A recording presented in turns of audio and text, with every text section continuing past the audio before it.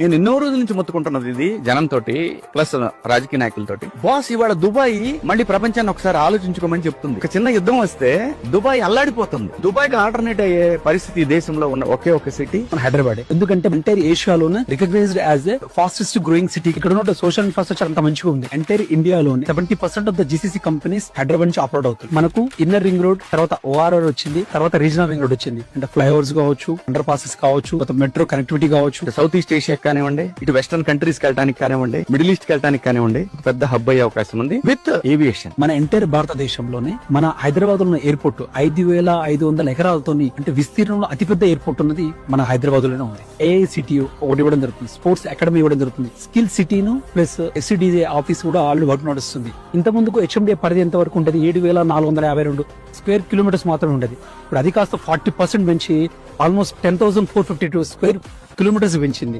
ప్రస్తుతానికి ఈ రోజు హైదరాబాద్ 1,50,00,000 జనాభా ఉంది. ఆ జనాభా కాస్త 2047 వరకు 2 కోట్లకు చేరుకుంటే ప్రపంచంలోనే న్యూయార్క్ సిటీ తర్వాత హైయెస్ట్ పాపులేటెడ్ ఉన్న సిటీ ఏదైనా ఉందంటే మన హైదరాబాద్.